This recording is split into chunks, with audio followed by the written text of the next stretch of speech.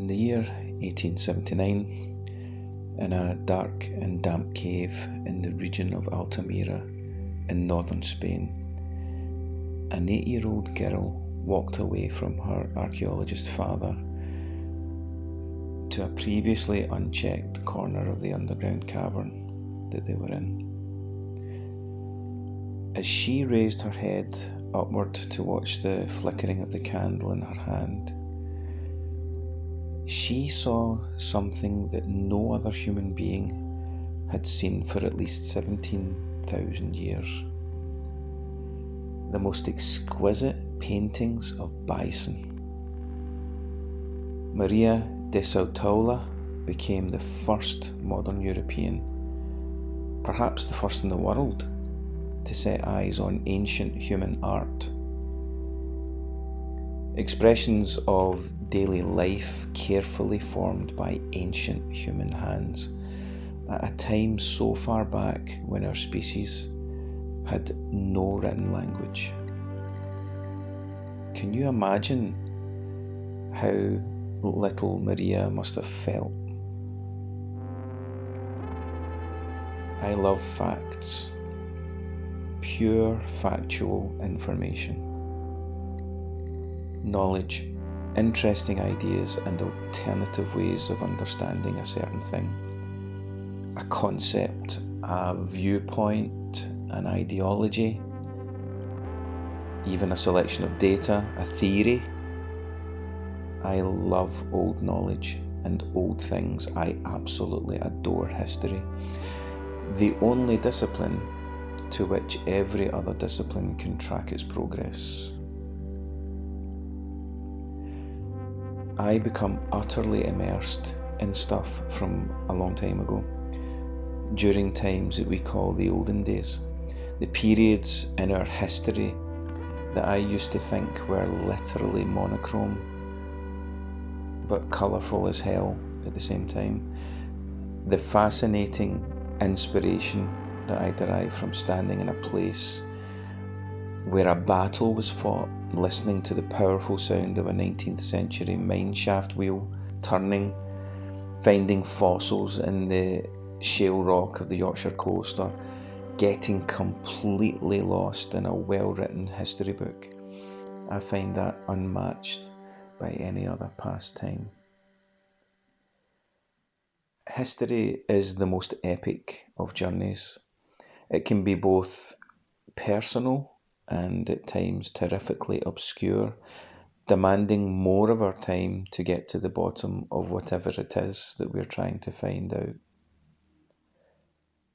I love the impact that millions of web pages can have on the collective online library of historical knowledge we have available to us in an almost perpetual supply. I love the reality that the internet is a repository of information so vast in size that keeping up with its exponential growth requires exponential ways of measuring that growth. That is an impressive piece of human ingenuity, one that I believe sadly we are losing control of, the internet. Our ability to tame the free and democratic nature of the internet is becoming one of our most urgent priorities. And I'm not in any way suggesting that the freedoms we possess online are the problem. The beauty of this technology lies in its availability and common use. Public domain information is the mainstay of a civil society, and we ought to fight tooth and nail for that gift.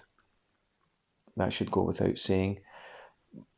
But I'm aware of the fact that there has never been a time in human history when the volume of information has seemed so insurmountable to manage, to process. The issue we are therefore faced with is the usability of the internet.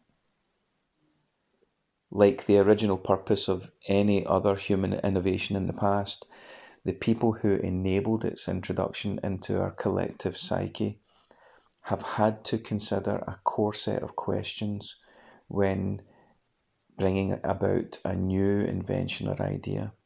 These are the questions. Questions like, what can we do with this gift? That's the question of potential. What should we do with this gift? That's the question of motive. And what have we done with this gift? And that's the question of examination. Of course, left out of these thought exercises is the individual motive, what I would call the thorn in the side of almost all human endeavour, the selfish element that takes a prospective tool of social benefit and puts profit at the forefront of its development. Albert Einstein expressed similar concerns in the days when technology was really taking off, and I'm going to refer to this later in the episode. However, in terms of our reception of digital innovation, social media illustrates our incapacity to control the ways that we interpret and communicate that information to one another. I once heard Stephen Fry describe social media as the lavatory wall. The medium used for the free exchange of ideas is also the source of every variety of spewed out nonsense. Our primitive brains seem barely able to cope with the communication technologies that have made our world into an international village of different cultural neighbours who struggle to be harmonious. So let's go back much further in time to get a handle on the origins of information in human societies, to see how previous generations tried to make sense of their environment through communication technology in their own way. But before I do that, I need to indulge myself by recounting some amazing childhood memories that I have. My dad was a printer by trade and by profession. He attended college when he was younger and became focused on the science of printing. Growing up, his job was spent many days in the print shop that was situated in the town where he lived. I remember occasions when he would take me into the busy factory environment of the shop. I've got memories of the repeated sound of the presses churning out copy after copy of whatever product was being mass produced that day. I enjoyed the rhythm of the machinery with the distinctive kissing sound that resulted from the metal type that was coated with ink being transferred quickly onto the paper. The smell of the ink, the chemicals and the paper wafted through the entire building. I imagine these were perhaps cylinder presses. I also remember that computers and photocopy technology was being introduced into my dad's place of work. He used to show me the traditional machines and then take me to the rooms where they had the latest computerized printing technology. But we also often had printing machines in our home. My dad would be able to purchase second-hand or take a machine that was in need of repair home and have it sit in a spare room. He would spend time dismantling, cleaning and reassembling the parts so that it could be used again. I distinctly remember handling the separate pieces of metal type, fascinated by the shape of these blocks with the recognisable letters of the alphabet on them. Over the years, I had gotten used to him completing projects at home. These machines were hand operated, and I struggled to remember the exact mechanisms that were involved, but the sound, smells, and products of them are imprinted into my memory. I loved the process. I was fascinated by the different moving parts and what the end product was. Little did I know, as a young boy at the time, that these machines were the result of several hundreds of years of intellectual development. The large metal hulk that was sitting in our home was a mechanical descendant of Gutenberg's screw press. Thinking about this now, I really wish I had shown more interest back then. But I can now track the history of the medium in order to appreciate how brilliant it actually is. If we could go back to the origins of the first modern historical information revolution with the invention of the printing press, thanks to a creative Korean public minister named Cho Yun-ui, mass-produced media became a thing by the year 1250. When Yun-ui developed movable metal type in conjunction with a kind of press mechanism, he became a pioneer of information technology. As an important footnote, like most technological inventions, the printing press was a tool that took many hands and many minds to perfect over time.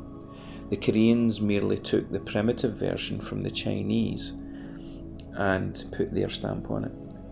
Woodblock printing was commonly used in China for generations, but the drawbacks of this technology, which meant artisans labouring over carving a whole page into a wooden block, that meant that inventive people would eventually have to, by necessity, develop the knowledge and tools to move things on with printing. Now you'll notice the absence of Gutenberg in this part of the discussion.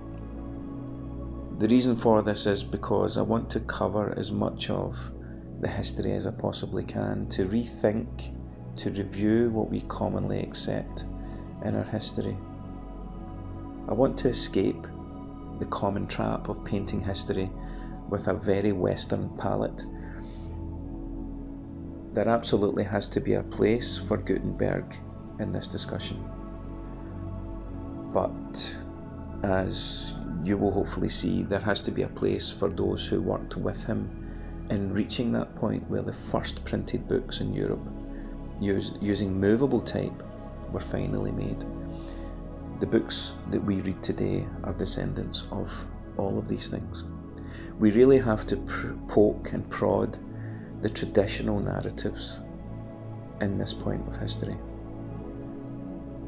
Conditions in Europe were much more favourable, economically speaking, for the successful development of and the introduction of the business venture that was the printing press model, in conjunction with the Renaissance originating from Italy and moving swiftly north and west up into the continent, was a social revolution, seeing the reins of power being gradually handed from the traditional patrician families to the emerging merchant classes. Feudalism was being displaced, and the first middle classes were capturing influence in an age of reform. In this rather unique setting, an adequately driven person might bring into being an invention that would open the floodgates of new ideas. The literacy of European populations was on an upward trajectory at this time, and so there was a demand for the written word, and that demand became an invitation to innovate. From Professor Alistair McGrath's History of the King James Bible, we get some sense of this coming together of crucial circumstances. Quote, "The rise in literacy created a virtually insatiable appetite for reading material, yet this new demand could not be met by existing book production techniques. The solution was eventually found by Johannes Gutenberg, who made the breakthrough that finally established printing as the communication technology of the future. Similar ideas may have been under development around the same time in Prague and Haarlem, but in business, the key question is not about who else is in the race, it's about who gets there first." Close quote. Korea 200 years earlier was less economically stable, lacking the political will, and had been invaded by the Mongol Empire. And although the political and religious energy to fight against the invading hordes of the Mongols led to newly published works, there was actually very little in the way of development for printing in Korea. And this is a very important point. It must be said that the form of a written language can either be a hindrance or a help to the evolution of media technology. Think about it this way. Languages in Europe are based on the more simplistic Greek or Latin alphabets, whereas the more complex and varied languages, such as those found in Asia, are logosyllabic. That means they're based on characters that represent an almost endless array of words or morphemes. Hieroglyphic languages are logosyllabic, or we can refer to this written form as pictographic. Think about Egyptian hieroglyphs, with thousands of variations. Therefore, the possibility of developing a user-friendly and intuitive printing format where movable type was used to effectively communicate Chinese or Korean was virtually impossible. Gutenberg in Europe had the distinct advantage of being a citizen of a continent that relied on a relatively common alphabetic structure and culture that used between 21 and 40 characters. So this lack of characters was a numerical advantage for any industrious person who had the means, the time, and the money to mass produce books. But developments in medium, that is, the material onto which the printed words would be forever enshrined, and experiments in ink variations also came together to allow adequately motivated individuals to change the written word. In The Gutenberg Revolution, a wonderful book by the historian John Mann, he describes a culmination of separate technologies that shifted the mass production of information from an idea into a practiced process. Quote, "Since most of the ingredients of Gutenberg's invention had been in independent existence for centuries, it seems odd that printing with movable type did not happen elsewhere and earlier. Well, it did, but without a few vital elements added by Gutenberg. Only this new recipe would turn a potential revolution into a real one." Close quote. This persistent German, perhaps rightly, is extolled for his invention of a technology formed in the right place and at the right time. As academics, authors, amateur historians, and even children in schools all over the Western world have gotten so used to Gutenberg being the name we associate with the printing revolution, we also know that the limited accounts of his life and labours continue to cast some element of doubt on the level of praise that we should pour onto his genius. So here's an important question. Is it fair to accept Johannes Gutenberg of Mainz as the primary inventor of the modern European printing press? This is where the function of hindsight really comes into play when we study history. It isn't too far a stretch to acknowledge that any 15th century entrepreneur who embarks on such an unknown venture will need to rely on a few carefully chosen friends, benefactors. Some historians who have taken the primary source material and reinterpreted the events surrounding the development of the movable type press have suggested that Gutenberg's primary investor, Johann Fust, had a more significant role to play in the success of the technology. But someone else should step into the historical spotlight from what I can see. His name was Peter Schoeffer. As an integral part of the partnership, along with Fust and Gutenberg, it seems that the skills he possessed were likely the skills that drove the project of typeset printing. Peter Schoeffer, he was already a prolific graphic artisan who could bring his experience to bear on type structure and spatial proportion on the page. And it's because of this pivotal role that some consider Schoeffer as the primary innovator of printing.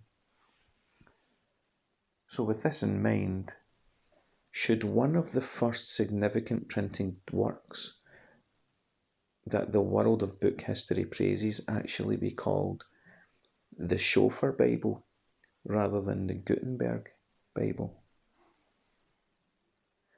In reality, it's doubtful that such a revision would pass the test of historiographical inquiry, but it's important to give these revisionist ideas some thought. When I'm in the classroom with pupils, I try to explain and help the pupils understand that we question our history and we do not take it at face value. It's okay to be revisionist and to revise and to question our history. So to put all of this into some kind of perspective, by 1450, Johannes Gutenberg and his friends brought the movable type press to Europe. In the hands of industrious men like him, a new era of information dissemination was born. Facsimile copies were being rolled out quicker than ever. His mass-produced, on-demand Bible was a hit, despite being involved in disputes with his one-time business partner Johann Faust. Remember that in order to produce a book that resembled something we would recognise as a book today, before the printing press was even invented, that required an intense amount of labour. Books were handmade originals and never mass-produced before printing.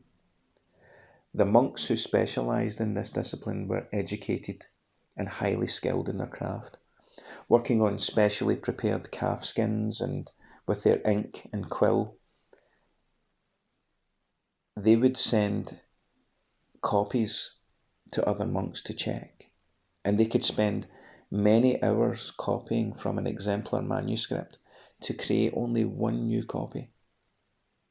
Often the best scribes were supplied with the most amount of candles so that even when the sun went down, they could still continue working.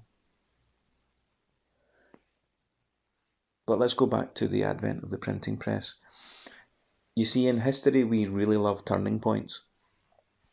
When someone affects something, which in turn creates a course of the events that lead to some kind of dramatic change, the impact of these shifts in chronological direction are almost impossible to measure as they unfold at the time, but with hindsight, as we study history, we can measure their course far more easily. Here we have the opportunity to analyse the past almost counterfactually. When strong-willed people emerge from the historical records, it allows us to gauge the social mood. So into the throes of 16th century Europe steps a very defiant man. This man was a devout clergyman, a man of principle, and one who would as soon give you a piece of his mind as much as a friendly hand. As legend has it, Martin Luther nailed his 95 theses to the door of his local church in Wittenberg, in Germany. This was his university campus. On this rather small university complex, they had their own printing press. By the early 16th century, presses had spread like wildfire across the continent. Imagine that. Printing presses are just springing up in all the main cities, with the biggest accumulation of print shops in Italy, the source of the Renaissance. It's a remarkable thought considering the revolutionary enabling that this technology brought about against the ruling church, the Catholic Church. In the narrative of Reformation history, Luther, the Augustinian monk, stands out as the pulsating voice of thinking Christians who were benefiting from the boom in literacy and mass-copied free-thinking works. If Luther did indeed attach his concerns about the ruling church to the door of the castle church in 1517, that was a huge deal. That was a statement, a dangerous statement. He had been formulating his toasty arguments and concerns about biblical interpretation, the issue of purgatory, and the practice of papal indulgences and justification by grace in his university lectures in the preceding years, but only a handful of people would have been privy to his inner thoughts. Now consider how social media is used in everyday life today. Millions of tweets and statuses are posted online every single day. In the midst of this ocean of thoughts, ideas, opinions, and disinformation, how easy is it to perceive of anything that is of significant social benefit or academically sound with that wall of noise and information? Speaking personally, I feel engulfed by these riptides of information that make the usability of the internet extremely difficult. Sifting through the perpetually multiplying data seems like an insurmountable task. It's clear also that the social media aspect of online information is continuing to create ever-increasing division and magnifying an ignorance within learning. In an age when we really should be finding solutions to complex problems, we are more accustomed to be heard than to hear others. Is it any wonder that it's the loudest voices that get our very limited attention in such a competing world of ideas? But we need to find ways to engage with the most mutually beneficial voices, voices that stand for greater things, like Luther did in his moment.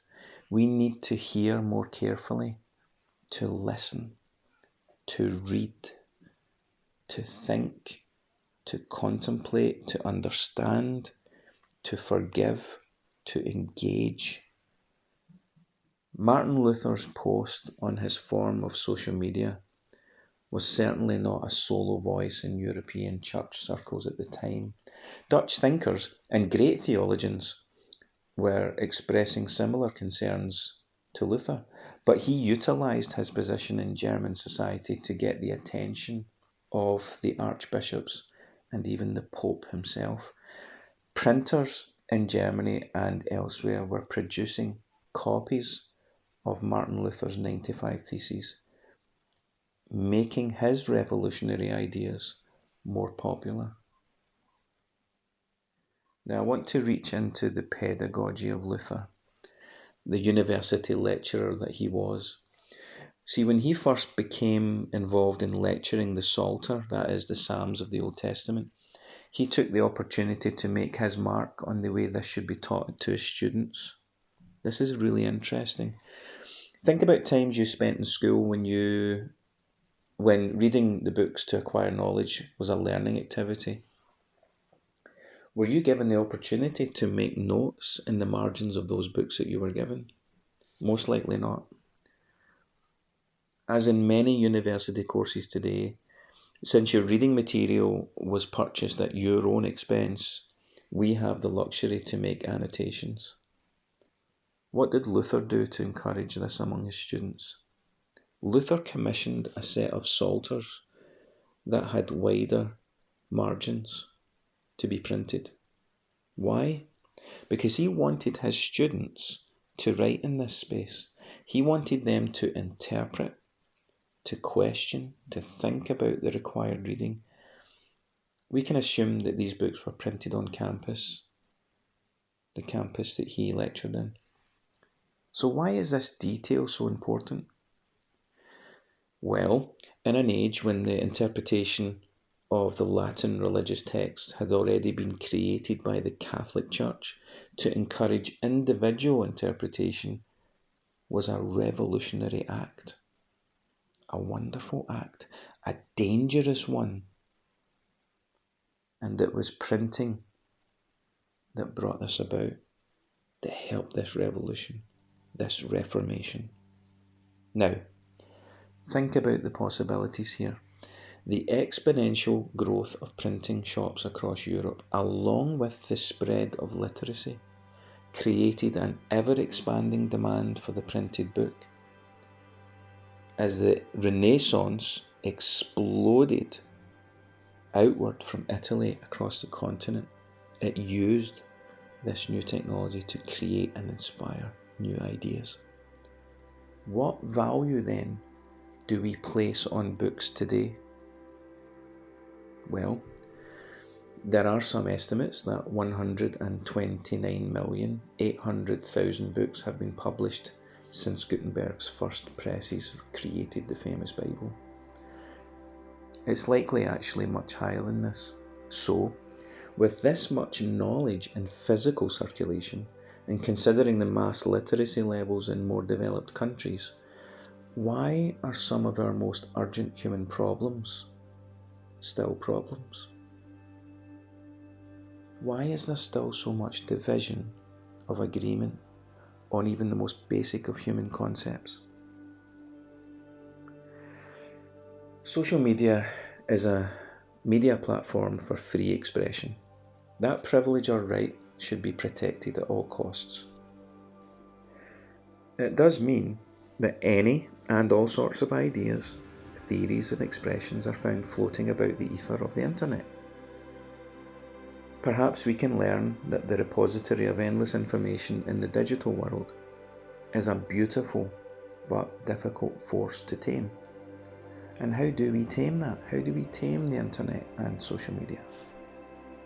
For me, personally, the reading of books, printed books, provides a much more unique view of the world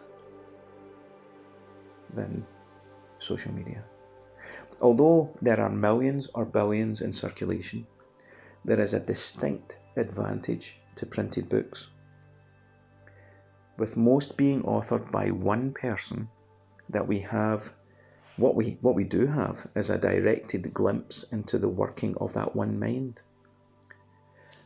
We can read the ideas and observations of experts in a particular discipline in an undiluted format when we read their book. Of course, experts are not without fault. Like the internet and like all communication media, there will be mistruths and poor interpretations. Any author is susceptible to this. Sometimes they are honest errors in these books, but some are likely caused by less academic motivations. The more we read, the more widely we read a particular subject, the more we can stay informed on that subject.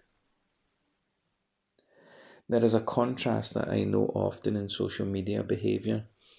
I'm sure we can all recognise those friends on our social media who are relentless contributors, who seem to publish post after post after post after post.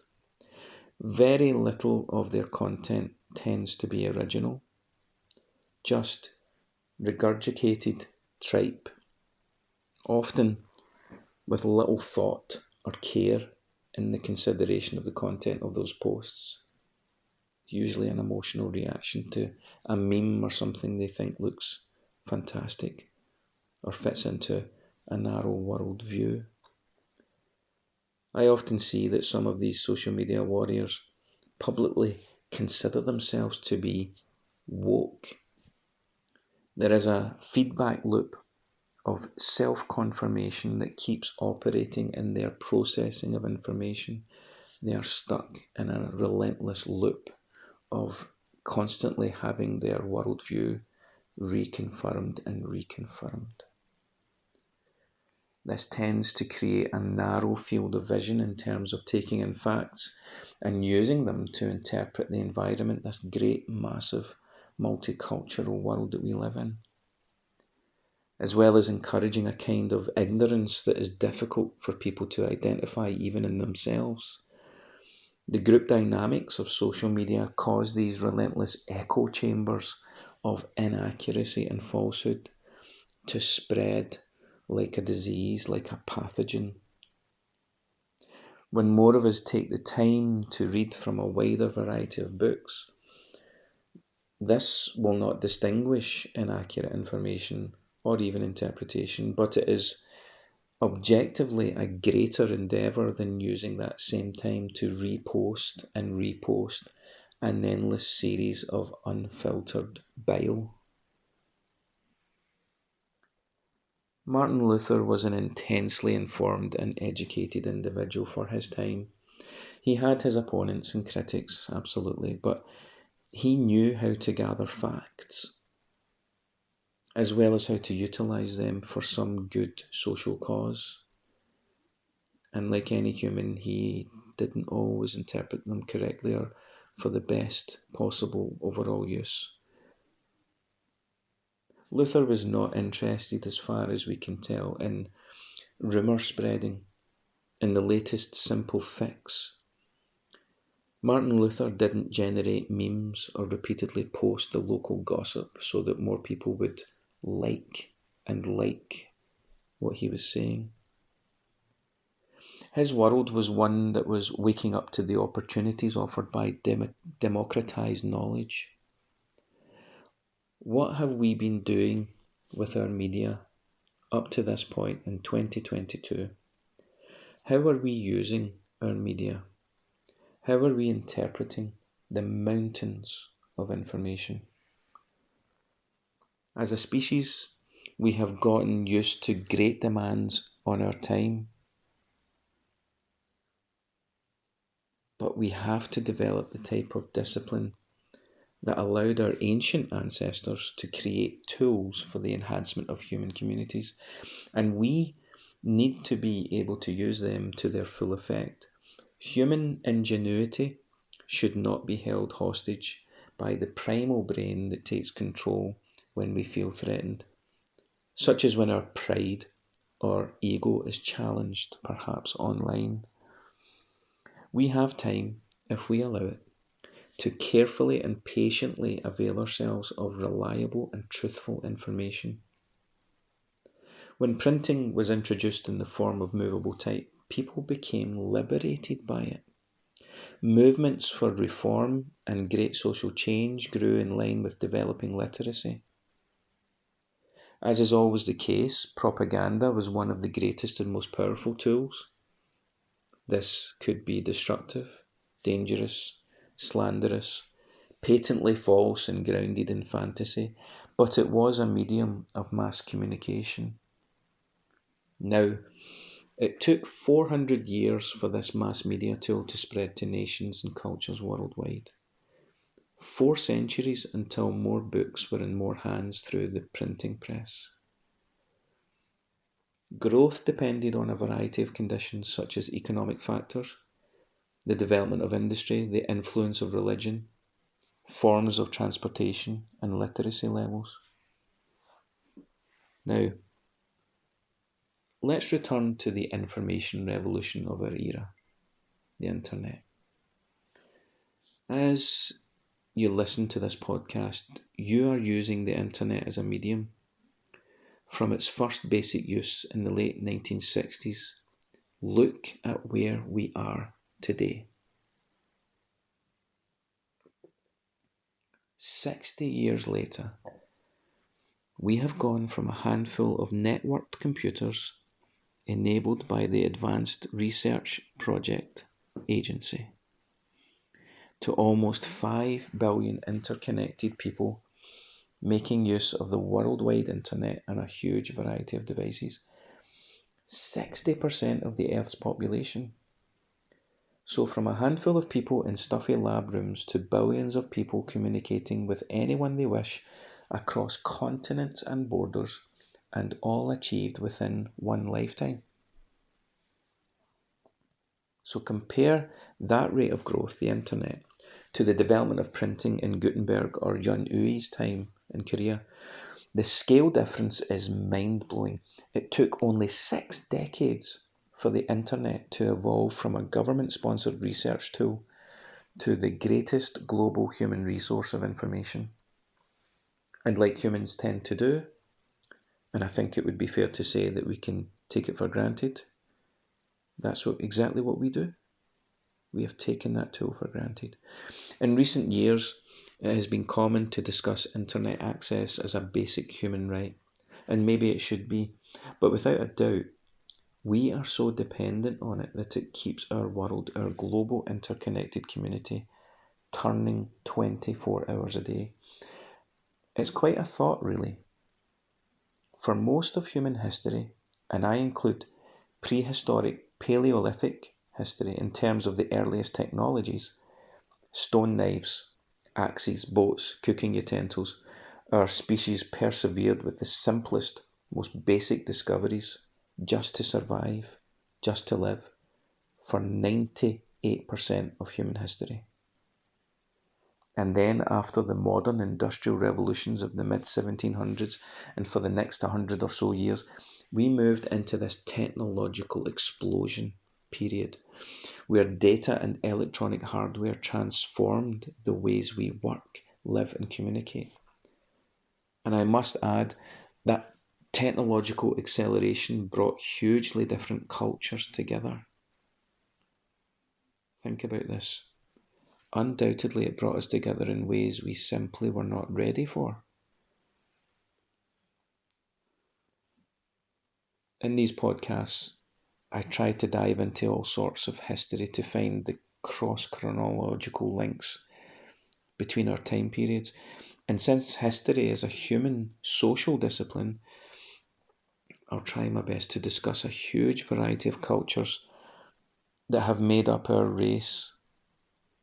The examination of human cultures in time and across the globe, I believe, is one of the most valuable kinds of education.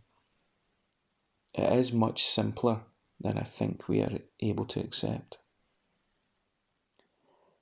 Examine the past to see what we have done well and what we have not done well.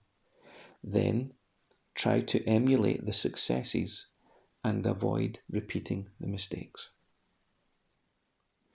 The reasons I think so are that we as a species are often viewed through the lens of the past as creatures stumbling from one accident or learning experience to another. And that is partly true. Our long journey from Stone Age Paleolithic hominids through the Bronze and Iron Ages and into the early Middle Ages is a huge epic of human cultures reacting to changes in their environments. Sometimes this was as a result of infighting, threats from opposing human communities, but most often it was progress through trial and error. The evolutionary biologist Mark Pagel, in his analysis of human cultures, suggests just how second nature our cultural progress has become. He said, quote, "Our cultural inheritance is something we take for granted today, but its invention forever altered the course of evolution and our world. This is because knowledge could accumulate as good ideas were retained, combined, and improved upon, and others were discarded." Close quote. So let's look at the earliest known forms of human expression. The Blombos Cave in South Africa contains the oldest art that we know of. And since it is the oldest art, it contains one of the earliest media of communication. It seems that whoever was responsible for the drawing some 73,000 years ago used a tool with ochre pigment to produce their abstract drawings. Imagine what it may have felt like to be the founder of this expression made on stone by a very ancient ancestor. As difficult as it would be to attach meaning to the image, it must be awe-inspiring to be in the presence of such a beautiful thing. And from South Africa to Namibia, where in 1969 the German archaeologist Wolfgang Wendt excavated a Stone Age site to find slabs decorated with animal reliefs. It is remarkably appropriate that he named the site the Apollo 11 Cave, since he had actually tuned into the radio news broadcasts of the Apollo space mission while he was doing his searches. How fitting that one human innovation of expression was discovered as another was unfolding thousands of miles outside the Earth's atmosphere. 25,000 years ago, a human with limited understanding of how far their environment stretched or how their world worked would undoubtedly have stared at a very black night sky speckled with the most dazzling array of stars that you could imagine. The same sky that Homo sapien astronauts would fly to in their complex mechanical and digital spacecraft many thousands of years into the future. How must people have felt when they first set eyes on the simply beautiful images of everyday life onto the rugged walls of these underground worlds millennia ago? When Marcel Ravida stumbled across the Lascaux cave in France during the 1940s, imagine his heart must have been pounding out of his chest when he first came across those Paleolithic animal images. Upward of 5,000 representations that were brought to life using a common variety of compounds that took bare calcite rock faces and transformed them into a panorama of sensational art. If you ever get the chance to look online and find out what these cave paintings look like at Lascaux in France. The caves in southwestern France, like those found across the globe in Indonesia, Spain, Russia, Bulgaria, South Africa, give to us a window into the lives of our hunter-gatherer ancestors. They are an illumination of their lives. Their expressions in those vibrant pigments of ochre and manganese are a witness to the communicative nature of our species. The ancient Homo sapiens who produced those simple cave images were creating an expression of a thing that was known to them, something in their lived experience. It was expression for expression's sake, but perhaps it was something more. That's the beauty of the past. Events or lives can be so distant from our own that we are often left with just speculation. I smile at the thought that another ancient human may have stumbled across these artworks and liked them at some point, in some way similar to that now overused gesture we post on a friend's social media post. Now we should consider the first examples of human writing, moving from primitive images to the formation of a codified language, writing being one of our most fundamental cultural forms of expression. So, from pre-cuneiform and cuneiform clay indentations into Egyptian hieroglyphic texts, we move towards other distinct symbolic writing systems in China, Pakistan, and pre-Columbian America. The alphabetic systems that we are familiar with today stem from the Phoenician consonants that fed into the Aramaic script. What followed, in a sense, were the Greek alphabet and Latin, from which many of our modern languages stem today. It's fascinating that many of our languages lend their origins to ancient mother tongues. Linguistic development is a huge part of recorded and oral history. And interwoven throughout these several thousands of years of formalized texts were these constant accumulations of wisdom through ingenuity and continually pushing the boundaries of what could be done to improve our communication. And all along this worldwide movement of ideas, seemingly disconnected, but in some way feeding into one another, human societies learned to perform other tasks, As well as creating writing systems, we learned how to master the land in different ways. This caused us to evolve our community structures. As we learned to grow crops, to trade, we introduced coinage and valued specialised labour. Of course, they brought their own problems into human societies. We had been developing forms of transport since the Stone Age, and with the domestication of so-called beasts of burden, we were really stretching our human legs. Our societies eventually became cities, states, and regions of culture and commerce, with language being both the mode of communication across cultures and also being influenced by those cultures we came into contact with, those different foreign cultures. At some point during all of this cultural development, people realised that there would be a better way to copy a book, a more efficient and less labour intensive way. China is the country we most closely associate with this development, and of course, this was, as we've already seen, picked up by observant Koreans.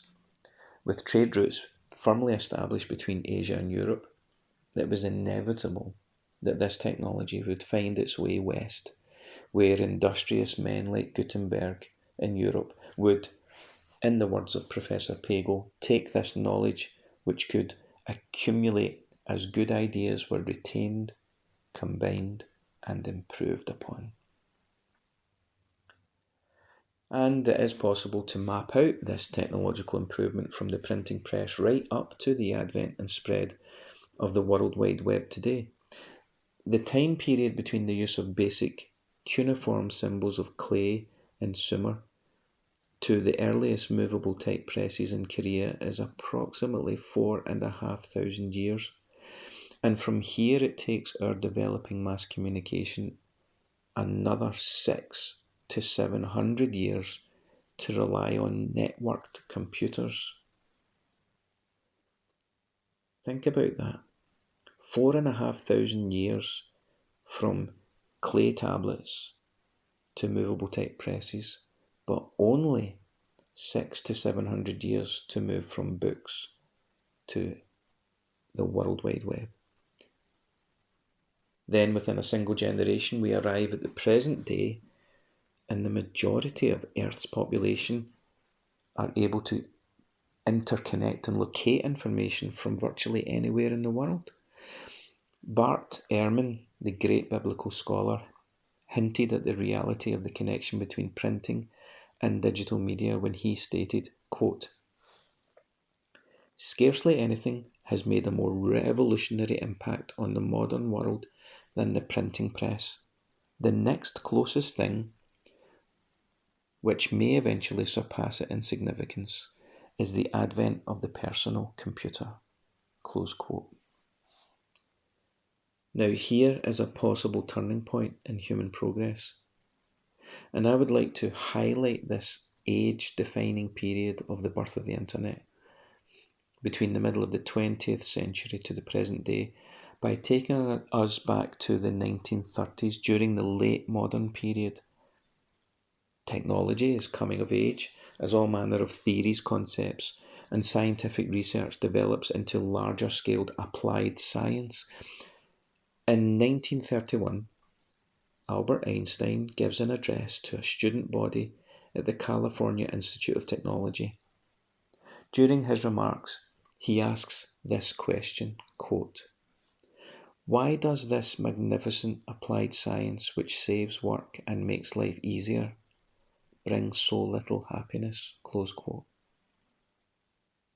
Of course, to his mind, as a well-travelled and widely regarded academic of his age, this observation is clearly a matter of opinion. Albert Einstein's opinion, yet he could have had a point. He goes on to say, quote, "Because we have not yet learned to make sensible use of it." Close quote. Okay, his answer is clear and direct, but he continues, quote, "In war it serves that we may poison and mutilate each other. In peace it has made our lives hurried and uncertain." Close quote. In the relatively short years since European conflicts erupted, as empire after empire pitted themselves against the other, and culminated in what became known as the Great War, with the images of entire generations of men and women being ground into ashes, Einstein had justification for what he said.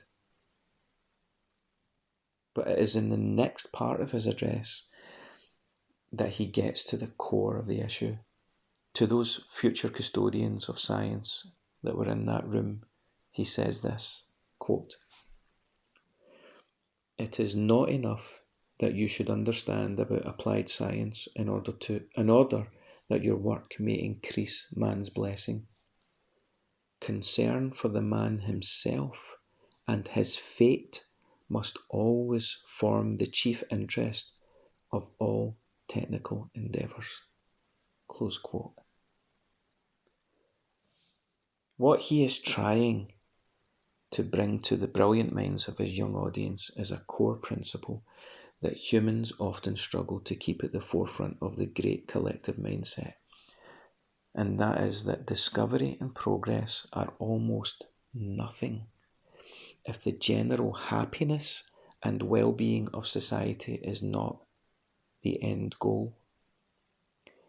Each new generation has an opportunity to find social utility and application for the previous generation's accumulated knowledge. What lessons can be learned from ancient cave artists or 13th century Korean printers or from Gutenberg himself? Knowledge can become democratized. Availability of information is essential for social progress across cultures. History ripples in familiar patterns that are caused by groups of like-minded people or single-minded individuals.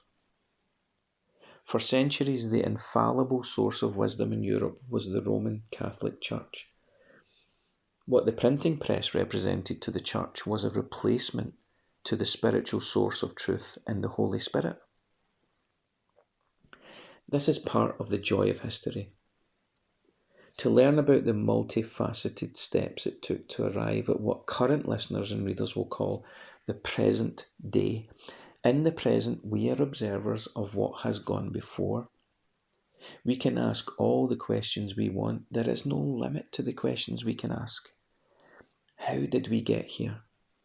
Why did people do the things that they did?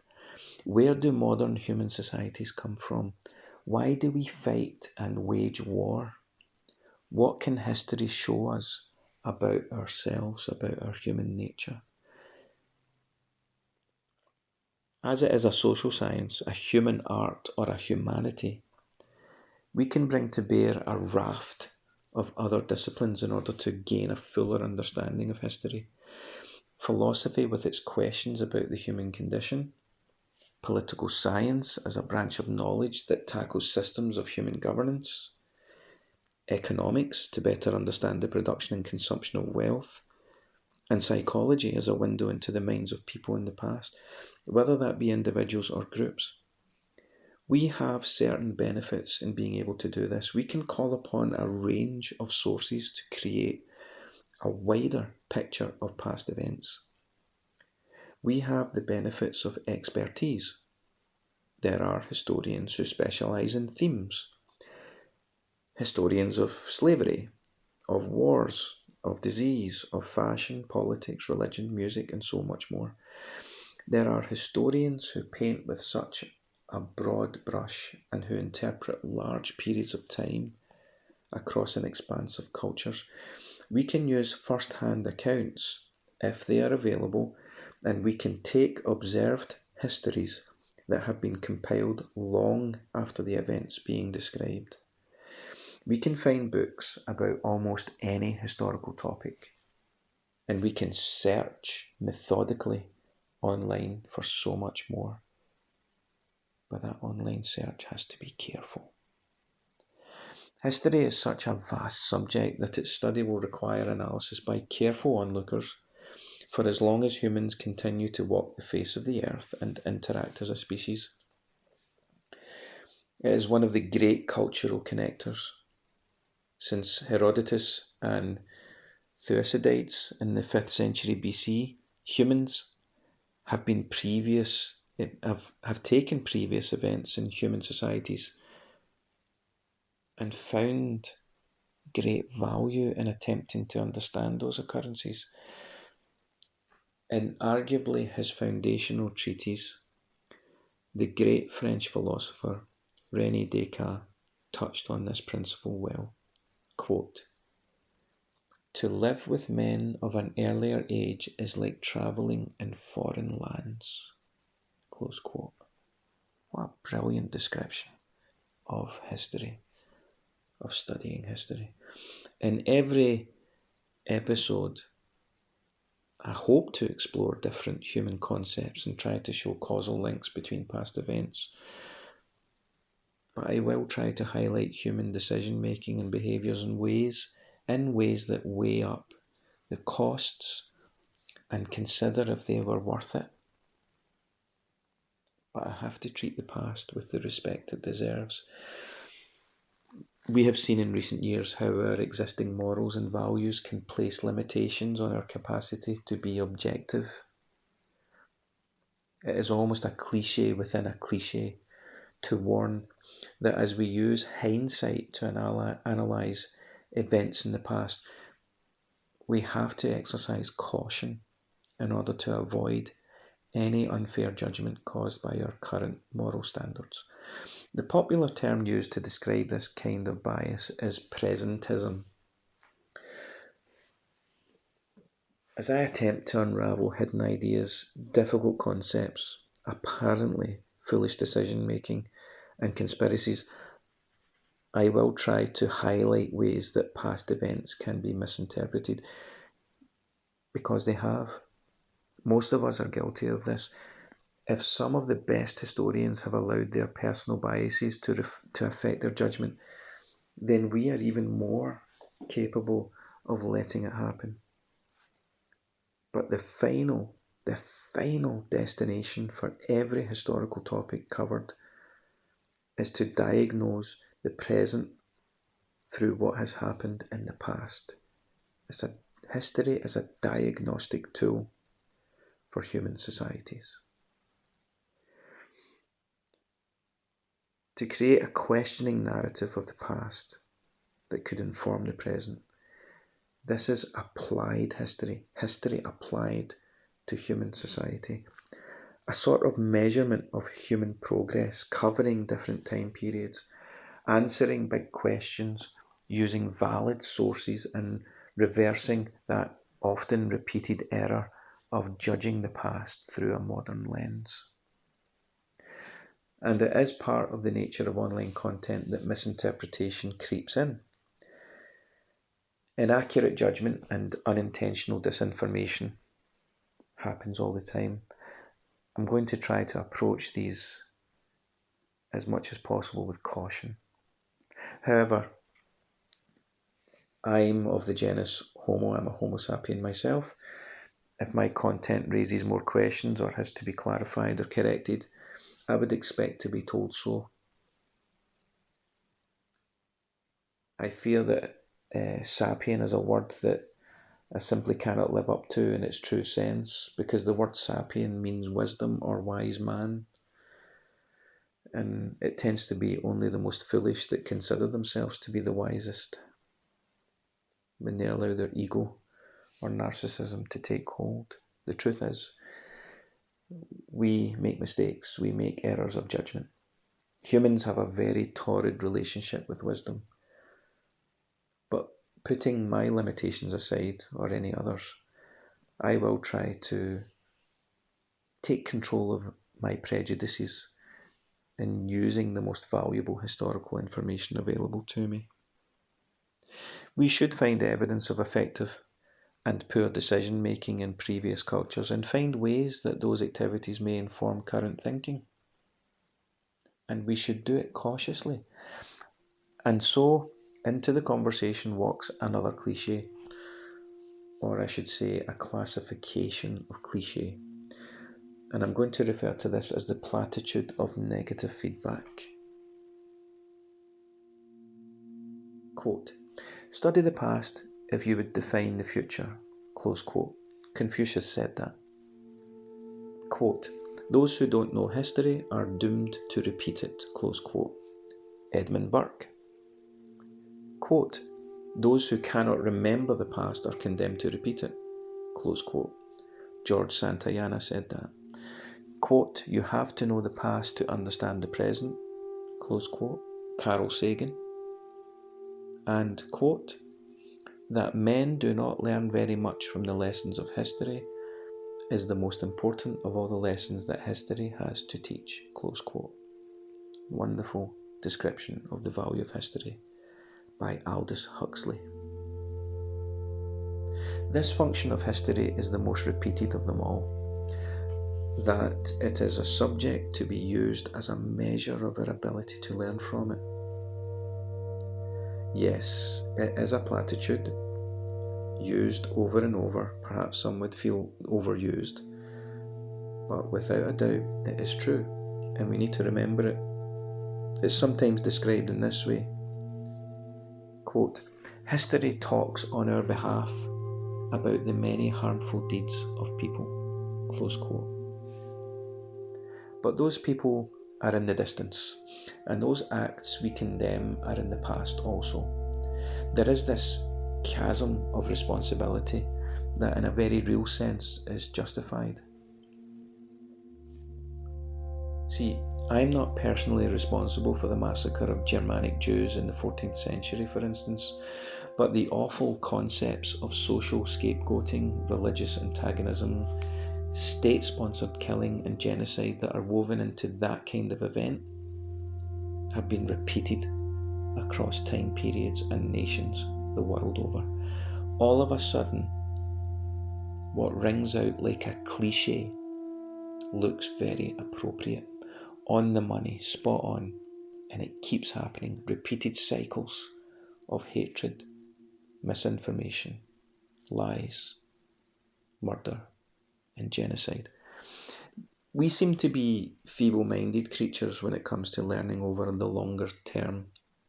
Any injustice that comes knocking on our door brings to the surface a primal response, but a wrong that is less personal, either by distance, by time, or even by culture. It doesn't feel threatening to us because it happened in the old days, in the past. So is it any wonder that murderous intent keeps making this shocking appearance in the course of history? We might express concern or even go out of our way to register our disgust when we hear about these things, but in the grand scheme, our public expressions are really quite limited, even with the internet. When the mass killing of Tutsi Rwandans by Hutus in 1994 unfolded, I was a young adult at the time, and I confess that my knowledge of the events at the time was very limited. Only as a history-focused middle-aged man do I now realise how relevant this chapter in modern history is. This chaotic implosion of an African nation is a prime example of the potential for mass media to be a vector for the spread of intolerant ideas and irrational hatred. I have to make it clear that in spite of my lack of expertise in Rwandan history, I am aware of the complexity of that awful time period. Despite the primacy of radio as a media of communication in 90s Rwandan culture, or the enormous range of printed newspapers that were in circulation, there is so much more to that civil war than the singular argument that terrible things were bubbling to the surface and communication media allowed it to spread. It's far more nuanced than most Westerners like myself could ever get a grip of. However, there is absolutely no doubt that the media and very significantly printed works exacerbated the historical divisions between the three main tribes in Rwanda. Indeed, the genocide there should be highlighted as an event that illustrates the greatest misuse of a beautiful human innovation. If we take this bloody event and trace human history back into more distant times, we can actually see the same patterns of tit for tat hunkering down. As I speak, ethnic groups in China, such as the Uyghurs and the Kazakhs, are being held in their thousands in China. In the 21st century, we've reached a level of technological and educational brilliance that information can be used to break down cultural barriers, but our repeated inability to hold the past to a higher ethical standard means that powerful, developed nations still to this day commit humanitarian crimes. This brings me back to the accessibility, usability problem with the internet and any media. The problem of newspapers in circulation in 90s Rwanda clearly suggests that access to information was not an issue at all. There was no concern with the access to news. It was on the radio and they had plenty of newspapers. But its usability, the way the media was used, was a problem. If we brought Gutenberg back from the dead and showed him how printed media had been used to transmit hatred in the form of ink, how would Gutenberg react? Would he be in awe at the progress of the printing press? Perhaps. Would he be ashamed? Who knows? We're really moving into counterfactual territory here, but it's useful to think about these things, if not interesting. In Rwanda, the deep-rooted and well-established ethnic divisions were given platforms of magnification through human technological innovations that can equally be used to inform, unite, and imbue people with a sense of moral justice and love.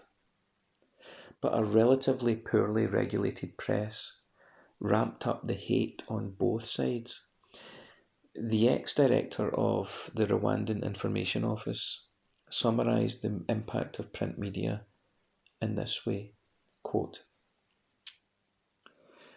"The dehumanisation practices made the political discourse vitriolic.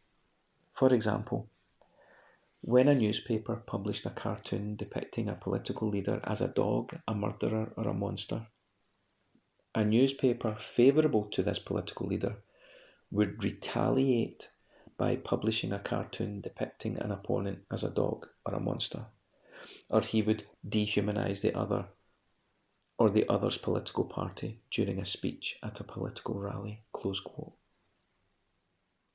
Can you see these patterns? Listening to this podcast, do you see that playing out online on your social media and the way that other people interact on their social media? Tit for tat. Ego gets involved. Pride and arrogance. Narcissism. You feel attacked, so you want to attack back. It doesn't help. If we can use the inherited legacies passed down by each generation across cultures to produce and invent tools to improve life for a greater amount of people, such as the internet, then can't we employ the same with moralistic concepts such as rights, honesty, self-determination? Can't we preserve an ever-increasing memory of suffering or hurt that is as striking to later generations as the day that those events unfolded? Rwanda is in our history now.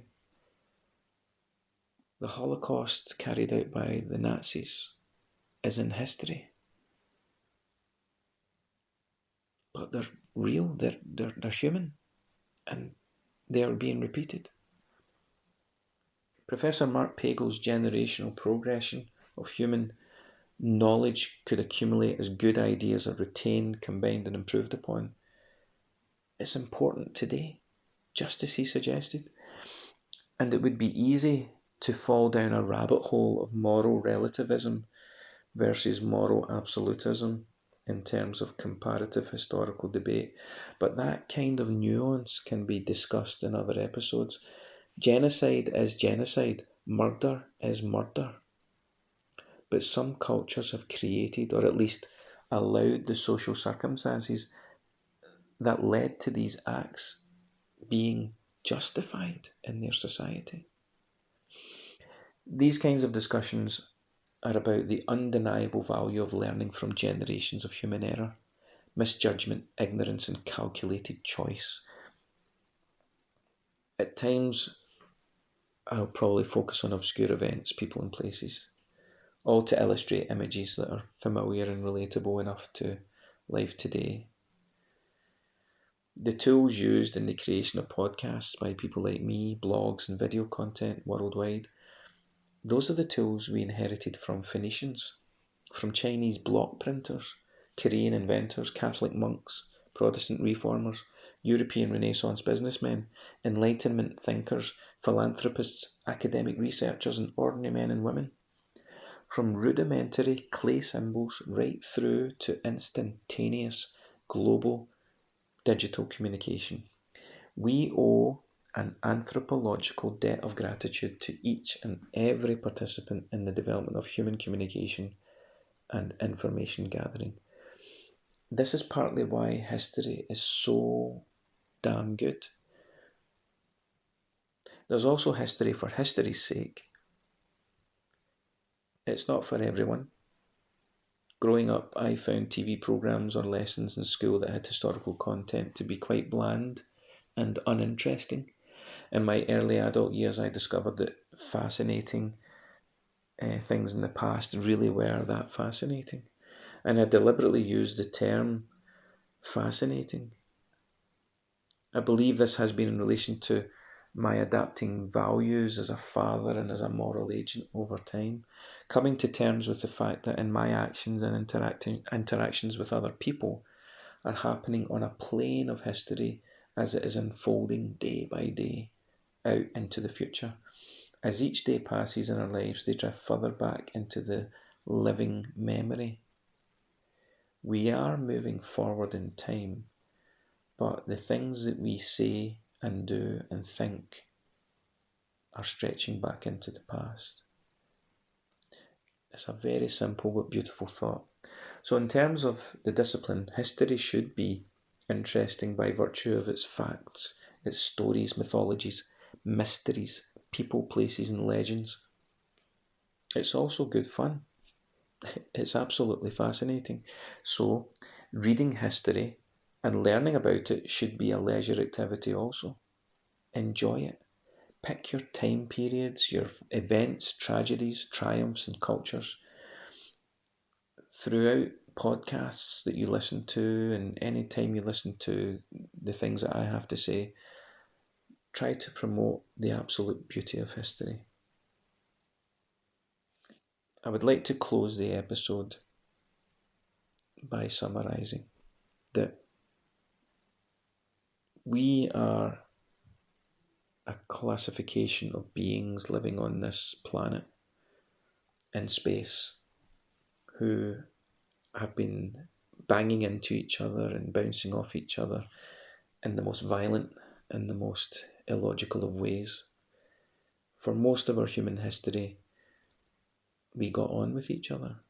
It's when we were introduced to our new technologies, when we settled down into our farming communities, when we moved from hunter-gatherer societies, that we started to create hierarchies and to put people on pedestals and to war with each other and have conflict with one another.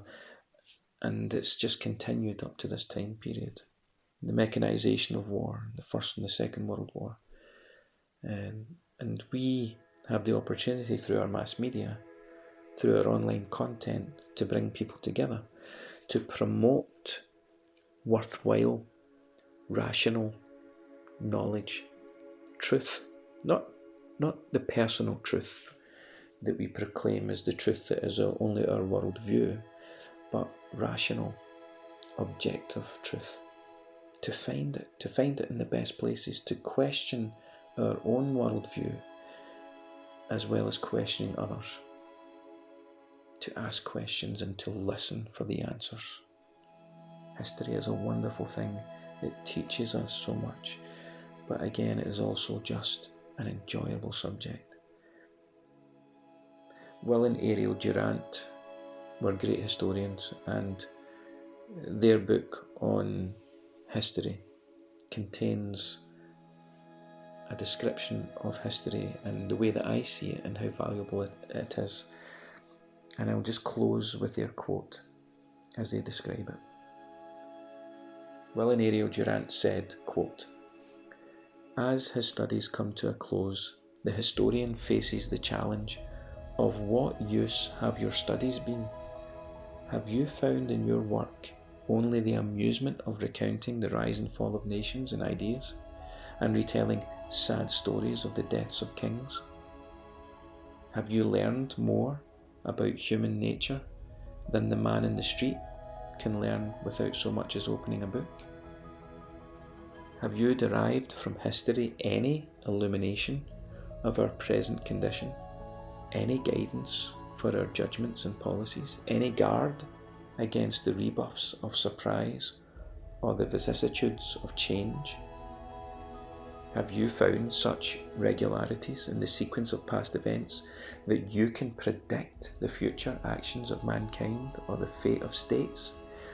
Is it possible that, after all, history has no sense, that it teaches us nothing, and that the immense past was only the weary rehearsal of the mistakes that the future is destined to make on a larger stage and scale?"